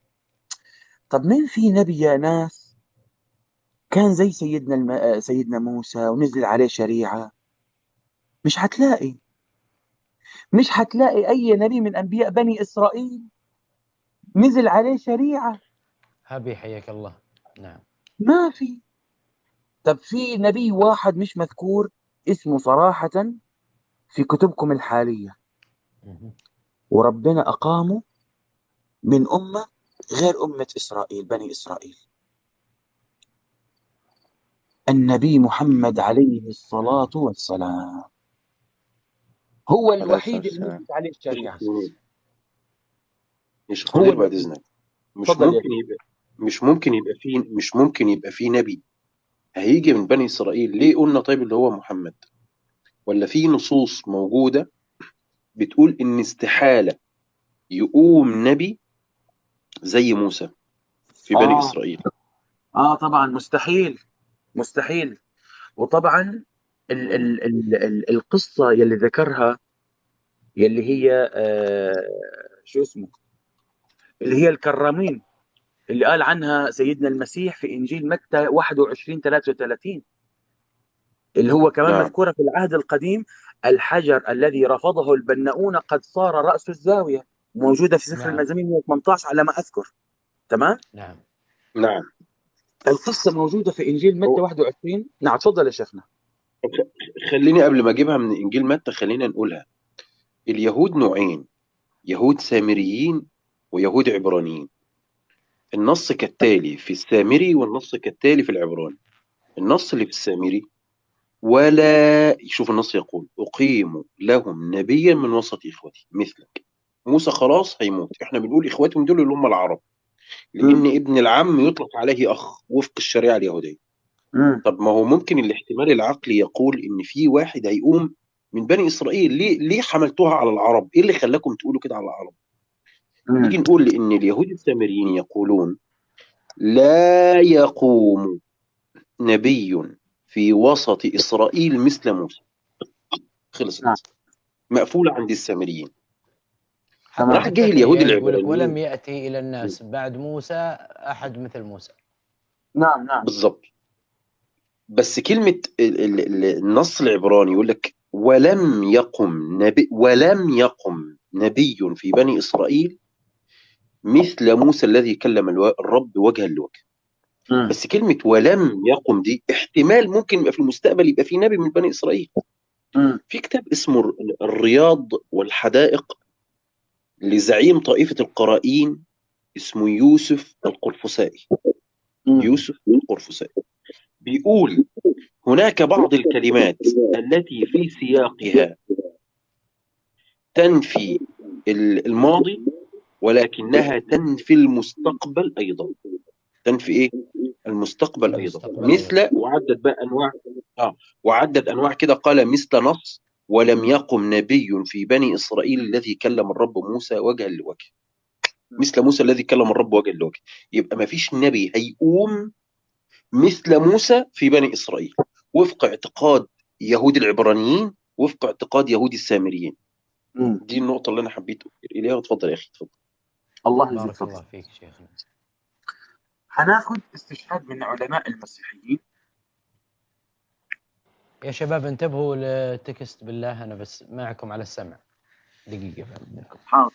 رابطة اللاهوتيين الكاثوليك في لبنان، كتاب الشرق المسيحي والحداثة، أعمال المؤتمر الأول 1997، عني بنشرها الأب سمير خليل، صفحة 50. التفسير الأصولي. نبدأ فنعطي تفسيرا لما ورد في التثنية 18:15 إلى 18: يقيم لكم الرب إلهكم نبيا من إخوتكم بني قومكم مثلي فاسمعوا له، سأقيم لهم نبيا من بين إخوتهم مثلك، حافظ بين قوسين يا موسى، وألقي كلامي في فمه فينقل إليهم جميع ما أكلمه به. بيقول فتعلن أن يسوع لا يمكن أن يكون ذلك النبي الذي أنبأ به موسى. بيكمل فيصل إلى القول إن لا علاقة إطلاقا لهذا القول النبوي الذي نسب إلى موسى بيسوع المسيح. طيب، وصلنا إلى قاعدة إنه ما حيكون في نبي من أنبياء بني إسرائيل من بعد سيدنا موسى إلى سيدنا، وصولا إلى سيدنا المسيح عليهم جميعا صلوات ربي وسلامه عليه،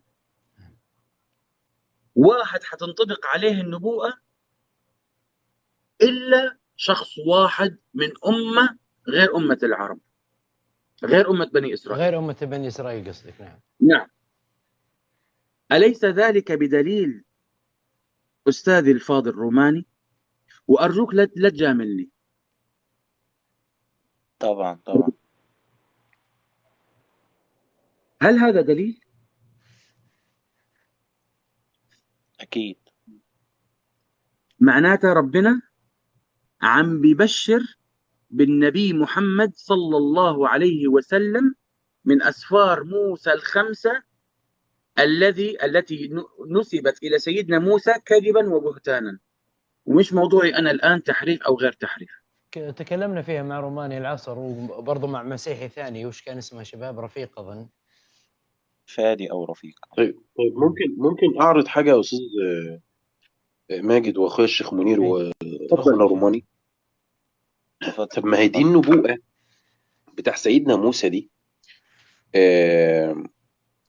اللي قالها ربنا سبحانه وتعالى. حياك الله شيخ مافيا، ازاي حضرتك عمنا الذي تفسيره هشام الحربي. ربنا يحفظك يا شيخ ويحفظ قناتك، اللهم امين. سيدنا ابراهيم عليه السلام يا استاذ روماني ما كانش عنده اولاد، فربنا قال له هديك من النيل الى الفرات، اعطي لك ولنسلك من النيل الى الفرات ومن الشمال الى الجنوب، هدي لك كل الارض دي. فابراهيم عليه السلام قال له ايه؟ يا رب تديني ازاي وانا بعد عقيم ووارثي هو اليعازر الدمشقي، انا ما عنديش. قال له لا، الذي يخرج من صلبك هو يرثك. تمضي الايام وساره مش بتخلف، تقول له ادخل على جاريتي هاجر شوف هي ساره قالت كلمه انتوا مش واخدين بالكم منها، حتى ارزق منها ببنين. ايه ده يا ساره؟ المفروض ده ابراهيم هو اللي هيرزق منها. قالت له لا، ده الولد ده هيبقى ابني زيه زي ابني بالظبط، حتى ارزق منها ببنين. المهم لما اسماعيل اتولد غارت ساره منه، قالت له اطرد الولد ده وامه. فراح عشان ابراهيم بيحبه، اول شيء دخله معاه في العهد اسمه عهد الختان، ان ربنا سبحانه وتعالى افترض على ابراهيم حاجه اسمها الختان. خد إبراهيم نفسه وختن نفسه، وخد إسماعيل وغلمانه وختنهم، يبقى إسماعيل داخل في العهد. دي نقطة. النقطة الثانية راح قال له ليت إسماعيل يعيش أمامك، لما قال له اسمع كلام زوجتك وابعد ابن هاجر عنها، قال له ليت إسماعيل يعيش أمامك. في الترجمة السامرية، التوراة السامرية، يقول إزاي؟ ليت إسماعيل يعيش في طاعتك، يا رب إسماعيل يعيش في طاعتك. راح الرب قال له إيه؟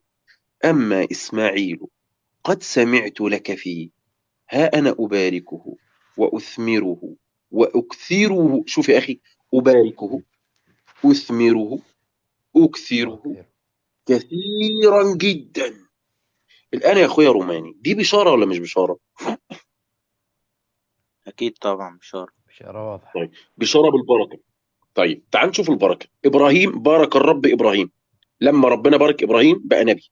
بارك الرب إسحاق، لما ربنا بارك إسحاق بقى نبي وفي نسل النبوة.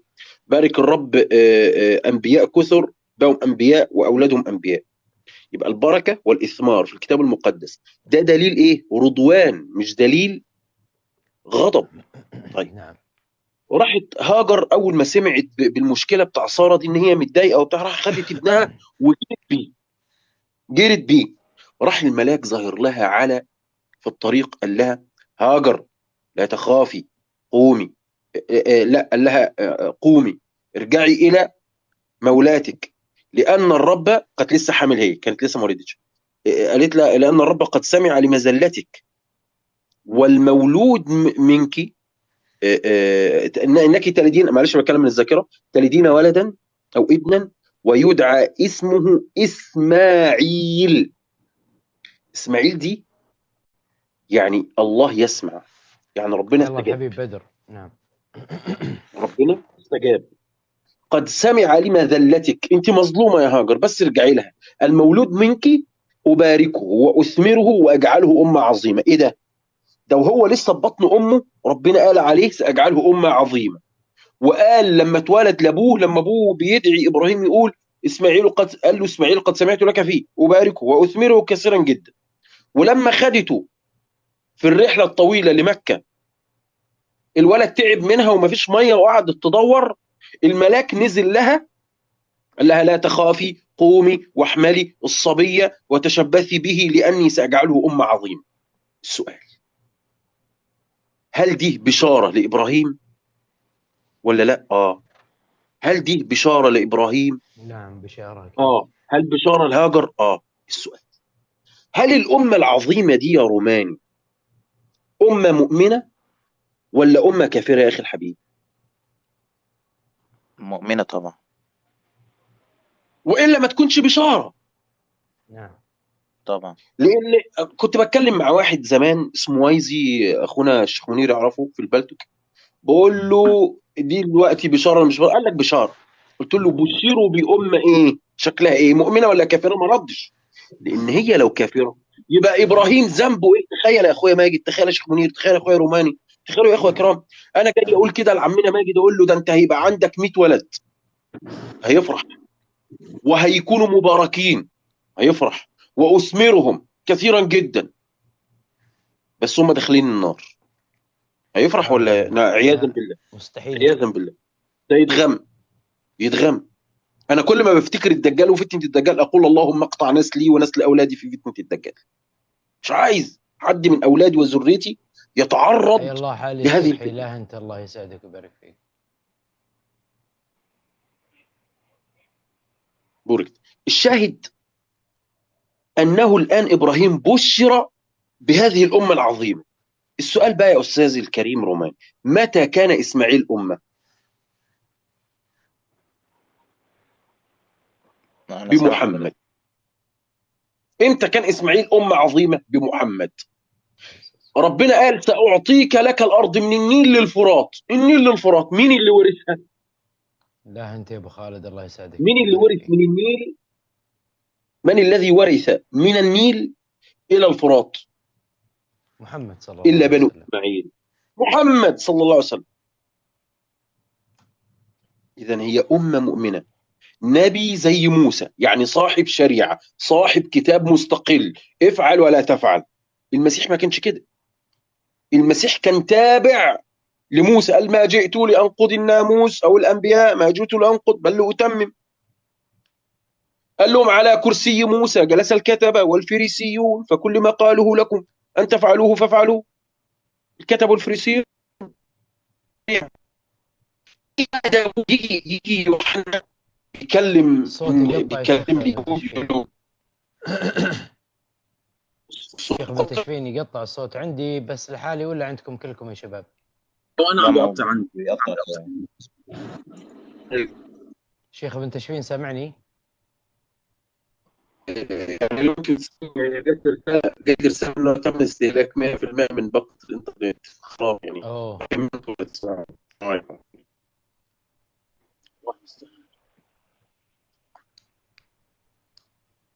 اعتقد ان النت خلص عند الشيخ ابن تشفين اتوقع. سامعني يا شيخ ابن تشفين؟ يا شيخ ابن تشفين اتوقع استهلك باقة الانترنت. نعم نعم نعم. ما بعرف اذا حدا بيعرف استاذ ماجد، بتعرف واحد اسمه بتعرف واحد اسمه موسى بن ميمون؟ لا. طيب ممكن احد الاخوه والاخوات سمع فيه قبل هيك.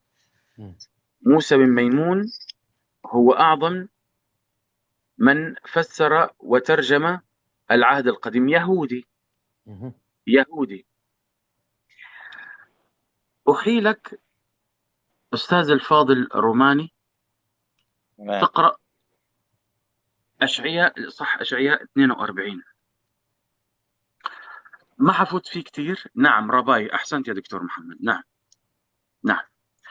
عم بيقول هو ذا عبدي الذي اعضده مختاري الذي سرت به نفسي وضاعت روحي عليه فيخرج الحق للأمم. عم يحكي عن عبد وعم يحكي عن مختار. صلوا على الحبيب المختار. اللهم صل وسلم على نبينا محمد. تمام. اي والله صح. خليني اكبر الشاشة بس معليش انا نسيت اكبر. فضلا يا حبيبي فضلا، الله يرضى عنك. اي والله. نعم. حي الله حبيبي بدر، المعذرة يا قلبي والله يعني ما رحبت فيك حبيبي يا بدوري. لا يصيح ولا يرفع ولا يسمع. السلام عليكم. عليكم السلام حبيبي الغالي، حقك على راسي. لا يصيح ولا يرفع ولا يسمع في الشارع صوته. وهذا في حديث عنه، حجيبه لحضرتك. قصبة مردودة لا يقصف وفتيلة. طبعا انا معكم بس على السمع دقيقة يا شباب. نعم. تفضل يا أخي. نعم أنا أخي بدر حبيبي الغالي نور عيني، أنا بدلعه وبدلله وبحطه على كفوف الراحة. يا حبيبي الله يسعدك، الله يسعدك ويجزاك خير يا شيخ. بس أخونا ماجد يكون حاضر إن شاء الله نكمل عشان الصوت يكون لا واضح. كمل يا شيخ منير، أنا سامعك. الصوت طيب. واضح عندكم يا شباب وأنا مبعد؟ أتوقع أنه واضح. أنا طيب. سمعتك حتى وأنت تدلع بدر، الدلع اللي في غير محله. طيب تفضل. مقدس. وفتيلة خامدة لا يطفئ، إلى الأمان يخرج الحق. لا يكل ولا ينكسر حتى يضع الحق في الأرض مش في مكان محدد. وتنتظر الجزائر شريعته. الله، مش نحن اتفقنا ما فيش حد نزلت عليه شريعة إلا سيدنا موسى، وواحد ربنا واعد فيه. والجزائر مش معناتها دولة الجزائر، الجزائر من الجزر تمام. زي الجزيرة العربية. تمام. وصولا إلى العدد، خلينا مثلا نشوف هون العدد 10. غنوا للرب أغنية جديدة تسبيحه من أقصى الأرض أيها المنحدرون في البحر وملؤه والجزائر وسكانها. يا جماعة أنا صوتي مسموع؟ لا يوجد تمام. صوت. عم بيقولوا الجماعة ما في صوت. لا، عند الشيخ ماجد مفيش صوت. ماجد حط ميوت، في صوت يا شيخ منير. صوتك مسموع يا شيخ منير، صوتك مسموع.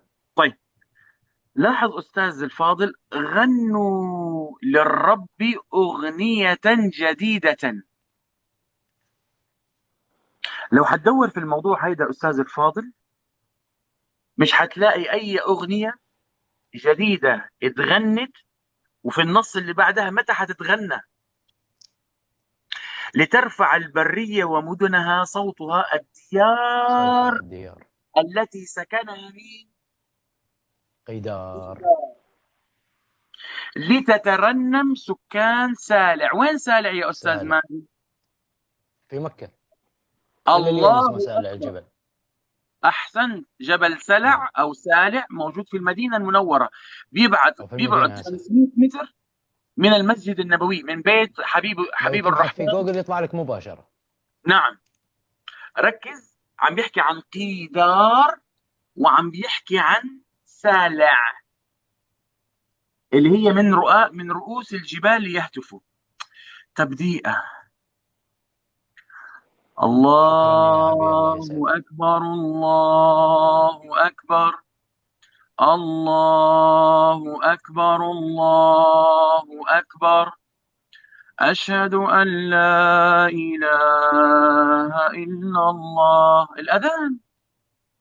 هذه الأغنية الجديدة من قيدار وسالع. في الكتاب Crisis and Leadership عم بيحكي بالصفحة 147، عم يحكي عن موسى بن ميمون الحبر اليهودي بالرقم تحت رقم 250. تمام؟ موسى بن ميمون. تمام. سالع ليست خيبر، خيبر جدا بعيدة يا جماعة. معلش ثواني بس عشان نوضح، عشان ما يصير فيه اللبس. نعم. الله يرضى عنكم. خيبر، أطلع لكم بس الخريطة عشان نكون على بينة. ترى فيه درس كامل للشيخ منير عن هالموضوع هذا موجود على قناتي على اليوتيوب يا شباب، لو تتابعونه ممتاز جدا. نعم، هذه هي المدينة المنورة. نعم. وهذا حرم المدينة. جبل سارع يبعد 500 متر عن المسجد النبوي. فين خيبر؟ بالله عليكم شوفوا خيبر وين. كل هذه المسافة بين خيبر وبين المدينة، فليست سالع. خيبر. نعم. اتفقنا؟ اتفقنا. عم بيقول موسى من ميمون انه يساوي بين قيدار وقريش. وين قريش؟ مين بيعرف وين قريش كانوا ساكنين؟ مكة. في مكة. تمام؟ قبيلة النبي محمد صلى الله عليه وسلم وقبيلة الخلفاء الراشدين الأربعة، كما قال راداك واحد من الأحبار اليهود. فقيدار أحبائي هي مكة، وسالع هي المدينة المنورة. نعم. اللي ظهر فيها الأذان، الأغنية الجديدة يلي فيها التسبيح، يلي عم تسمعه أنت من أقصى الأرض إلى أقصى الأرض. تمام؟ نعم. سبحان الله. مش هذا دليل؟ مش هذا دليل؟ نعم هو والله دليل. دليل واضح. نعم هو دليل. هي حنطلع الجبل عشان ما حدا يقول. اهو يا شباب اللي يبغى يكبس يكبس على صورتي انا. نعم. جبل سالع او جبل سلع هو اسم لجبل واحد. المدينة المنورة اوكي، يقع غرب المسجد النبوي الشريف ويبعد عن 500 متر مثل ما انا قلت بفضل الله. هذا هو الجبل، شايفينه؟ نعم. هذا هو جبل سلع. كان في المملكة العربية السعودية. واضح؟ كل هذه صدف يا جماعة. يعني حبا بالله معقولي كل هيدا صدف؟ طب إذا مش كلها صدف، ليه رب العالمين عم يبشر بالنبي محمد عليه الصلاة والسلام من سفر التكوين وبمكة وبالمدينة المنورة وبالأذان؟ هذا ناهيك عن رمضان وعن الحج وعن مستحيل كلها صدفة، مستحيل كلها صدفة، مستحيل. عشان هيك طبعا نحن برجع بقول لك استاذ روماني، نحن عم ندردش، يعني انت حضرتك بس يعني مش مطلوب من حضرتك انك تسجل ولا انك تبحث، لا لا لا لا, لا. اذا حابب انك انت نعم اذا حابب تبحث في هذا الموضوع اسمح لي انا اعمل لك اضافه وارسل لك سلسله كامله، وان شاء الله قريبا يعني اسال الله ان يبصر النور ابعث لك نسخه من الكتاب في كل يعني الادله والبراهين والحجج والمخطوطات والخرائط بالنسبه لهذا الموضوع. وانا عاوز اقول لك على حاجه برضو. تفضل استاذ. يعني انا تمام، انا موقن برضو، يعني انا موقن بكده، يعني انا ربي هو رب محمد، وهو رب موسى، وهو رب هارون، ورب عيسى، وربكم كلكم، هو ربي واحد. نعم.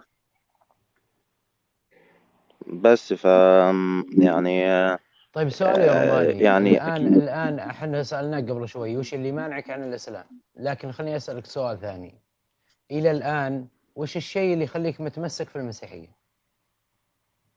لا بالعكس، انا مش متمسك في المسيحية خالص، يعني انا كنت في طريق البحث يعني، تمام. وانا متيقن ان القرآن الكريم من ربنا، وانه ربنا هو واحد واحد بس، وانه عيسى رسول. والله يا روماني العمر ما ينتظر يا روماني. انت الان في يعني الله انعم عليك بانك عرفت وين الحقيقة، ولكن يبقى مسؤوليتك انت اتخاذ قرارك للطريق الصحيح. تفضل يا امير، تفضل. روماني تمام. اسال الله سبحانه وتعالى أن يفتح على قلبك، وأن يهديني ويهديك إلى سبيل الرشاد، وأن يهدينا ويهديك إلى الحق. روماني، تدري وين المشكلة؟ المشكلة ما هي فيك. أنت تعلم يقينا أن الإسلام هو الدين الحق، أنا متأكد من هذا الكلام. المشكلة في اللي تحبهم. اليوم أنت عرفت طريق الحق، لو لا قدر الله اليوم مات واحد من أقاربك أو من أحبائك أو إنسان تتمنى له الخير وإنت ما رحت وقلت له تعال ندخل الجنة سوا، والله حتتعب وحتندم ندم يوم لا ينفع الندم. هذا اللي صار في مع ناس حواليك أنت تحبهم. هذا اللي صار مع جاكوب. والله جاكوب قطع قلوبنا بكلامه اللي قاله. لا تتأخر يا روماني عن الناس اللي أنت تحبهم، لا تتأخر عنهم. كل ما تأخر قرارك هذا كل ما راحت فرصة أنه في غيرك من اللي تحبهم يكونون معاك في الجنة بإذن الواحد الأحد. وأنا يعني أنا مش متأخر أو حاجة يعني. السلام عليكم ورحمة الله وبركاته. حياك الله أستاذ ماجد، حيا الشيخ منير، بدر وأمير وروماني. حياك الله أستاذ. أنا بلخص لكم روماني في كلمتين. روماني متردد على أساس وضعه الاجتماعي مع أهله فقط. طيب وانا اوضح لك برضو حاجه يا عم فيصل، يعني انا يعني واحد مثلا دلوقتي معلش اهلي مش يعني يعني لو وصلنا مثلا لمرحله النار اهلي مش هينفعونا. انا دلوقتي انا مش يعني انا اللي خلاني بحثت في الايام دي. انت خايف من اهلك؟ انت مقتنع يا روماني؟ انت لك كم يوم معانا وشايفك كل يوم كنت عندي في بثي. انت يا روماني بينك وبين نفسك خايف من وضع اهلك، من ردة فعل اهلك، صح ولا لا؟ لا انا خايف من الموت. انا واحد صاحب مرض، فانا خايف من الموت، يعني خايف من ممكن الموت يجيني في اي لحظه، مش خايف من اهلي. الله يشفيك يا رب. نفس المرض اللي كان مع اخوك اللي توفى؟ الله يشفيك. طيب دامك انت وصلت اسال الله ان للحقيقه يجمع لك بين الاجر والعافيه وان يشفيك. امين يا رب. دامك انت الان وصلت للحقيقه واطلعت عليها، اتوقع ما بقي لك شيء. توكل على الله، توكل على الله وانطق الشهاده مع الشيخ منير ولا الاستاذ ماجد. انت خايف يا اخي؟ خايف؟ لا مش خايف طبعا، لا مش خايف. طيب طبعا نحن عنا يا احبائنا لا اكراه في الدين. اذا هو مش جاهز ومش مقتنع، ولكن اذا متردد، انت متردد يا استاذ روماني؟ متردد؟ لا يعني هو انا مش متردد، ان انا متوتر، بس انا بقول، انا بكرر عليكم يعني انا مؤمن وميقن بالكلام ده. تمام. روماني نصيحه، توكل على الله، توكل على الله يا روماني. وش باقي لك يا روماني شيء تحتاج انك تسال عنه؟ باقي شيء تحب تسال عنه؟ يعني طب لو مثلا، لو دلوقتي مثلا، لو مثلا يعني حد دخل لو مثلا انا دخلت في الاسلام دلوقتي ومت مثلا قريب، يعني ما خدتش مثلا غير في الاسلام كام يوم، مثلا ربنا يحاسبني على الشرك اللي يا بختك. ابدا انت عارف يا بختك، يا بختك ما قبله يا روماني. انت عارف ان تسلم تنقلب سيئاتك حسنات. روماني. روماني نصيحة محب لك، نصيحة محب، قول أشهد أن لا إله إلا الله وأشهد أن محمد رسول الله. توكل على الله. ما أنا بقول يعني، طيب أشهد أن لا إله إلا الله وأشهد أن محمد رسول الله. وأشهد أن عيسى ابن مريم عبده ورسوله. وأشهد أن عيسى ابن مريم عبده ورسوله. الله. روماني بعد إذنكم يا شباب.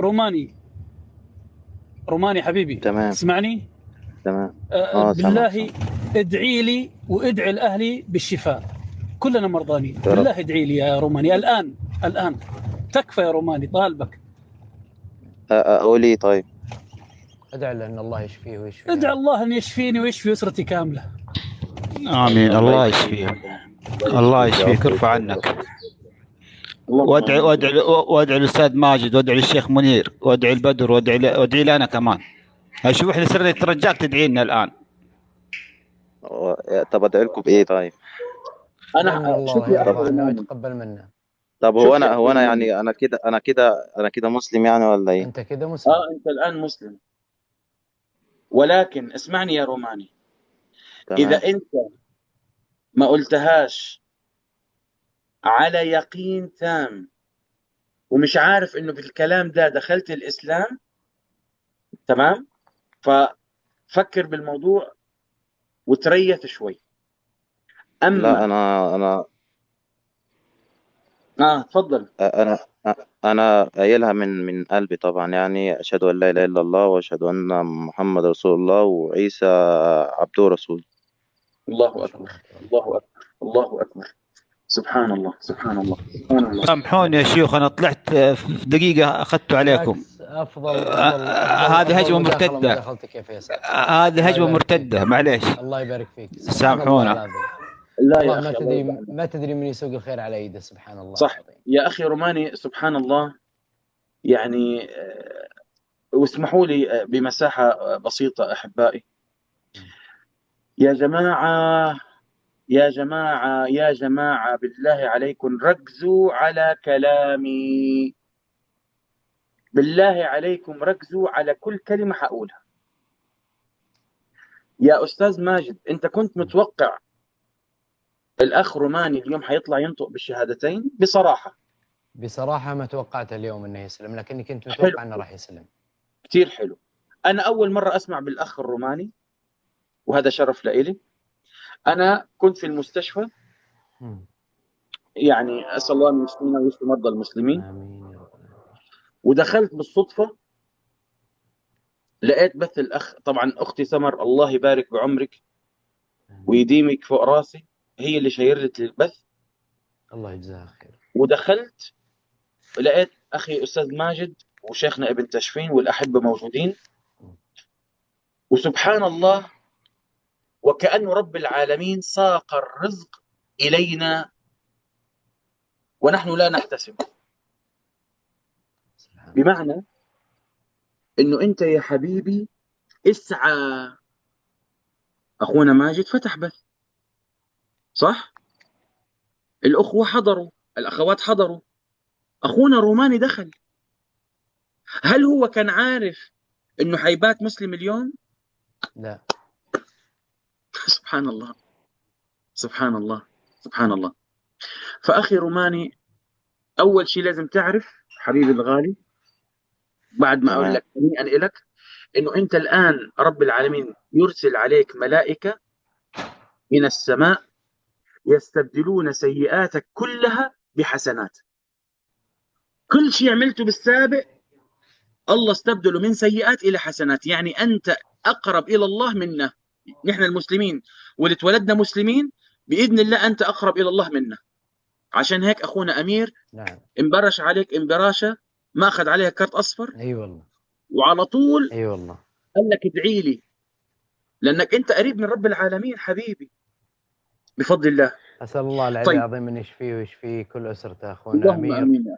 وأسأل الله العلي العظيم إن كان في هالعمل خير أن يجعل في ميزان حسنات كل الموجودين من داعمين ومن من يتمنون لنا من الخير. وأسأل الله العلي العظيم إن كان في هالعمل شر علينا جميعا أن يكفيناه الله بما شاء. اللهم آمين رب العالمين.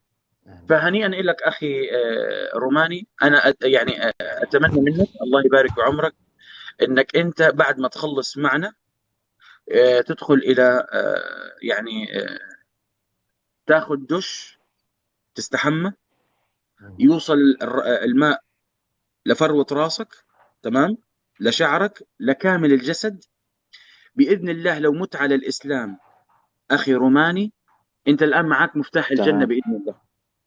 لو مت على الإسلام وما كفرتش بالله أنا عم أقول لك هي بشرى لك بإذن الله ولغيرك بإذن الله. بإذن الله بإذن الله حتكون في الفردوس الأعلى بدون حساب ولا سابقة عذاب.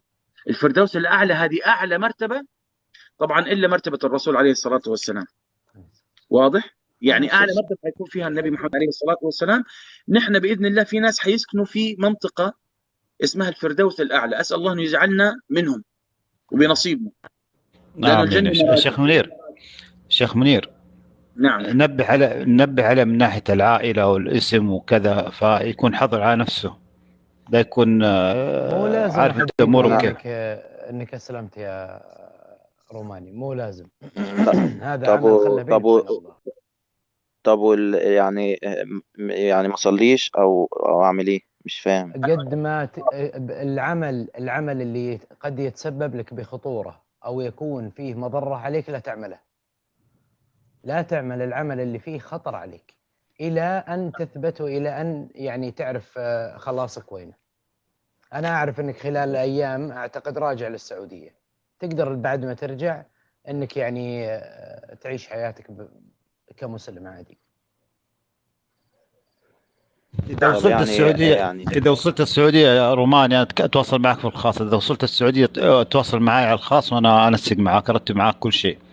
أنت لا مشي أمورك عادي. تفضل يا أستاذ روماني يا فيصل أن بعد ما يجي هو شغال في السعودية. أنا قلت له بعد ما يجي يرسل لي بالواتساب. أنا رسلت له رقمي ويرسل لي بالواتساب وأتواصل أنا وياه. لكن برضو فيصل يعني كفو خلاص انت السد يا استاذ ماجد، ما يحتاج. الله يبارك فيك. يمكن انت تكون افضل مني يا فيصل. لا بالعكس انا بودي اني لا بالعكس انت افضل منا. لا الشيء لا اقصد انت افضل مني، افضل فاضي يعني اكثر مني. انا بودي لو يتواصل معك. والله انا هذا هو، بس انا اهم شيء انا موجود في مكة، يعني يجي يسوي العمره وكل شيء الله يحيي عندي. الله يبارك فيك ويجعل ميزان الله يبارك فيك ابو عبد الله. الله يبارك فيك.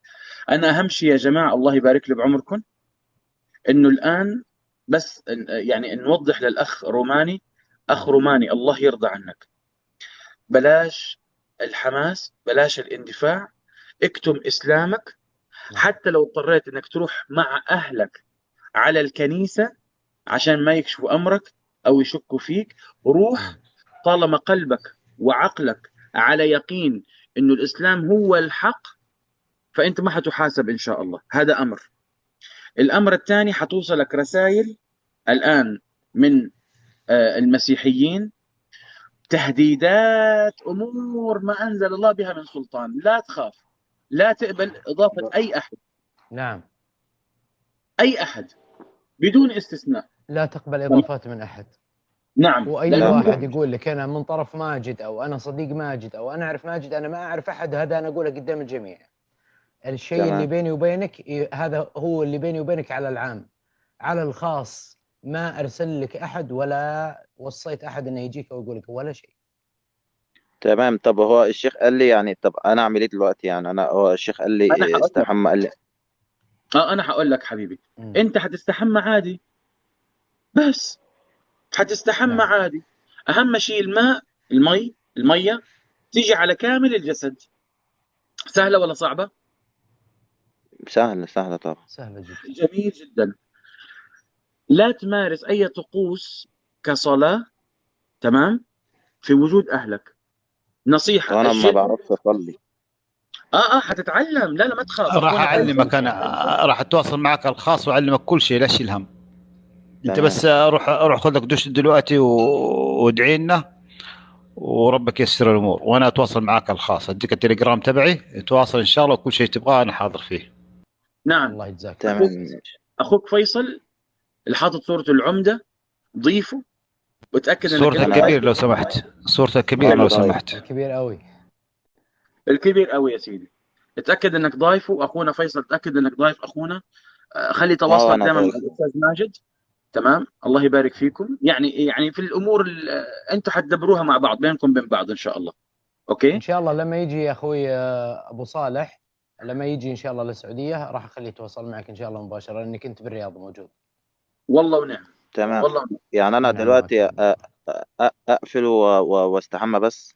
نعم. أيوة. استحمى وتواصل مع فيصل، ولا تتواصل مع اي احد إلا فيصل. نهائيا. لا تتناقش مع اي مسيحي، اي رسائل تجيك ابعد عنها خلاص. بعدين راح نسق معاك نعمل حساب جديد. اخونا روماني نطق الشهاده طبعا. هذا عمر اخونا.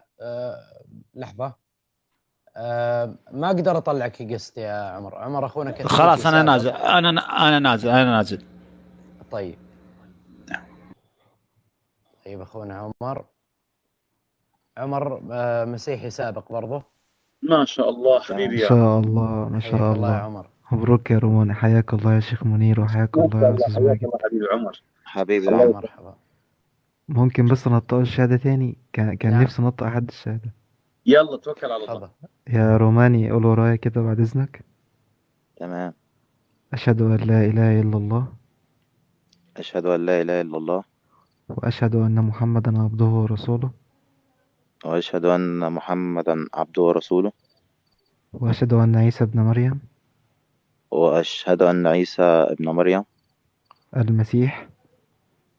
المسيح عبد الله ورسوله.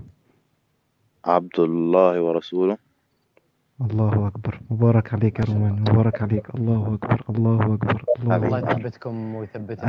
أنا أخوك عمر، كنت مين أصابك يا روماني. مبارك عليك. زي ما الشيوخ يقولوا لك ما تردش على أي حد، لأنهم هيبدأوا يشتتوك، لأنهم عقيدتهم بهت. تمام. وأنا هنزل متشكر ليك يا أستاذ ماجد. أنا عمري 21 سنة. 21 سنة 3 شهور بالضبط، أو 3 شهور. ما شاء الله تبارك الله. ما شاء الله. مبارك عليك يا أستاذ روماني، وإن شاء الله ربنا يثبتك. حبيبي يا عمر، أنت كم شهر ليك مسلم؟ 3 شهور يا شيخنا، من ساعة ما دخلت معاك عند الأستاذ أمين. ما شاء الله ما شاء الله. اللهم زد وبارك. أنا فخور فيك والله يا أخي عمر. الله يثبتنا وإياك يا حبيبي. الله يثبتك يا رومان يا رب. ويجعل آخر كلامنا أن لا إله إلا الله محمد رسول الله. روماني على فكرة شيخ منير من الناس المحترمة جدا، وكنت مران عليه والله عندك كابتن. والله جدا محترم. والله جدا محترم. مع العلم انه روماني اول ما دخل كان يعني متشنج شوية، لكن والله الاحترام باين فيه. الاحترام باين فيه. اللهم لك الحمد. اللهم لك الحمد. هنيئا لك يا حبيبي يا رب. ممكن تحمل المصحف يا روماني وتقعد تقرأ فيه او تسمعه الاول، هتحس ان انت يعني في دنيا تانية. والله في دنيا تانية. فرق السماوات والأرض ما بين الكتاب المقدس والقرآن. طب أقرأ إيه طيب؟ أي صفحة؟ لو تسمعه أي سورة. تسمعه أفضل. أنصحك بمريم، بسورة مريم تسمعها أنصحك بيها. الشيخ اللهم ذكرني، الشيخ زكريا كان قرأها لي أول ما أسلمت، بعدها بأسبوع كده هتحس إن أنت يعني سكينة من عند ربنا. ربنا يرزقك أنا أقول الثبات. لو تسمعه أفضل.